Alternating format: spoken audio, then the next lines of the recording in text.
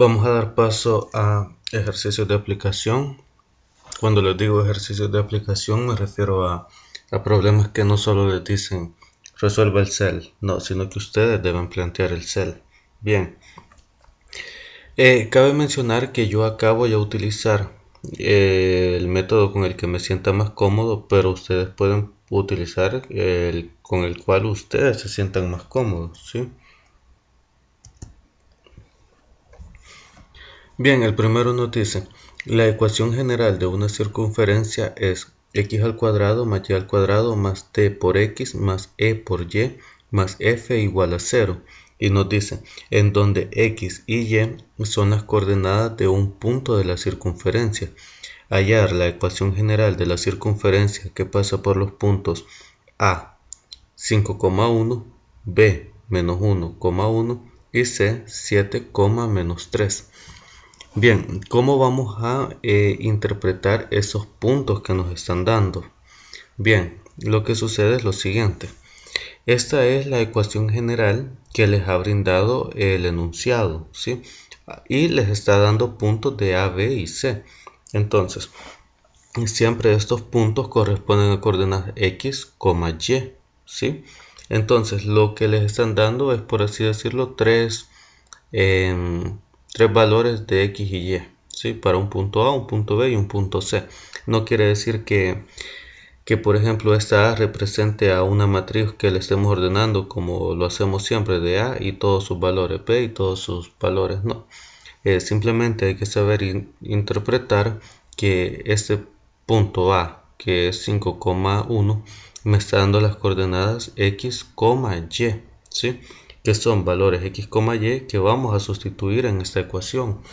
Entonces, para el punto A, sustituimos el valor de 5 donde están las X y 1 donde están las Y. Entonces, por eso 5 al cuadrado más 1 al cuadrado más D por 5 más E por 1 más F igual a 0. Simplificamos esto, o sea, desarrollamos las operaciones que hay acá. Y esto es muy importante. Ustedes pueden observar 5 al cuadrado, 25, más 1 al cuadrado es 1. Entonces este valor de acá es 26 por 5D más E más F. Entonces acuérdense que las ecuaciones siempre están igualadas a una constante, o sea, a un número. Y en este caso nosotros tenemos que despejar el cel de tal manera que a un lado nos queden las variables y al otro lado nos quede el valor constante, como lo trabajamos siempre. ¿Sí?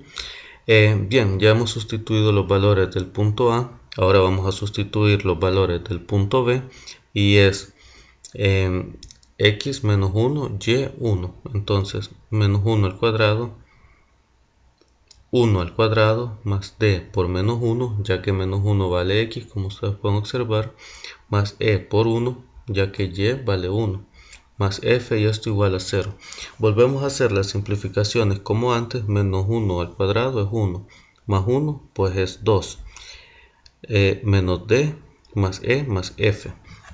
Dejamos las ecuaciones de un lado y el número al otro y entonces este 2 positivo pasa haciendo la operación contraria que sería restar menos 2 y ya tenemos nuestra ecuación de la forma normal, por así decirlo. Y finalmente pues vamos a tener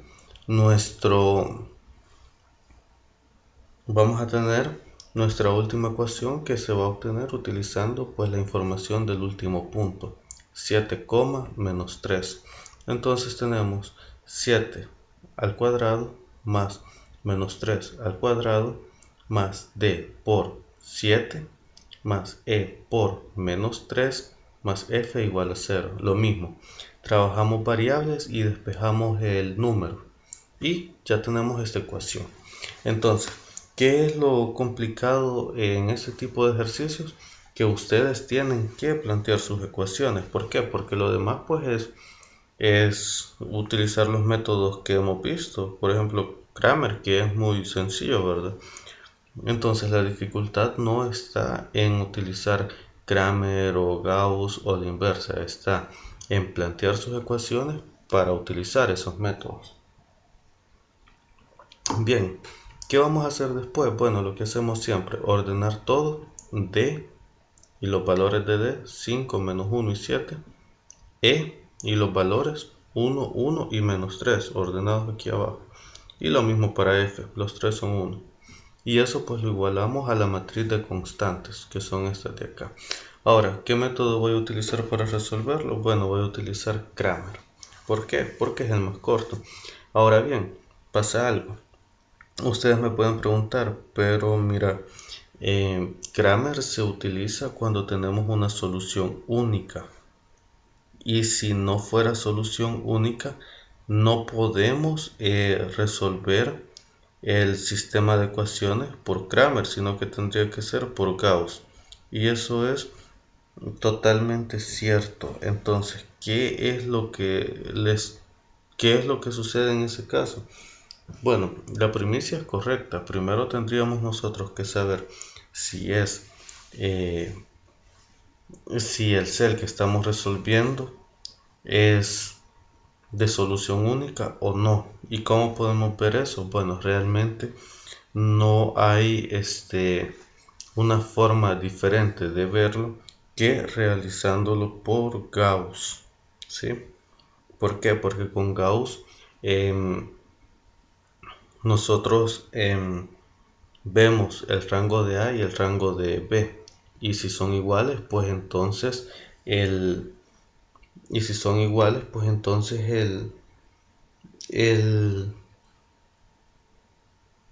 cel es solución única. Pero si por ejemplo, si el rango de B es menor que el rango que n, entonces pues es solución múltiple.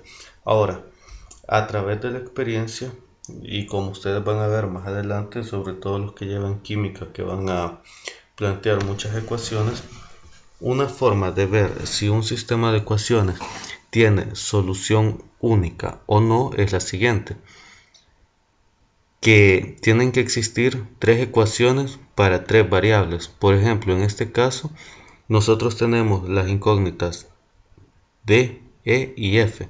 ¿Y cuántas ecuaciones hemos podido plantear? 3. Entonces a esto se le conoce como grados de libertad. Los grados de libertad son el número de ecuaciones menos el número de incógnitas. Si eso es igual a 0, quiere decir que el sistema tiene solución única. Por ejemplo, en este caso, como les digo, tenemos tres incógnitas, D, E y F. ¿Y cuántas ecuaciones hemos planteado? 3. Entonces tenemos tres incógnitas y tres ecuaciones. Por lo tanto, es solución única. Eso se llama grados de libertad y es una forma sencilla con la que ustedes pueden ver de si el sistema tiene solución única o no. Ahora, acá yo les concluyo. Como tenemos tres incógnitas y tres ecuaciones, entonces podemos resolver el sistema de ecuaciones y tiene solución única. Por ejemplo, si tuviéramos tres incógnitas y dos ecuaciones, entonces el número de ecuaciones no es igual al número de incógnitas y por lo tanto el sistema no tiene solución única, ¿sí?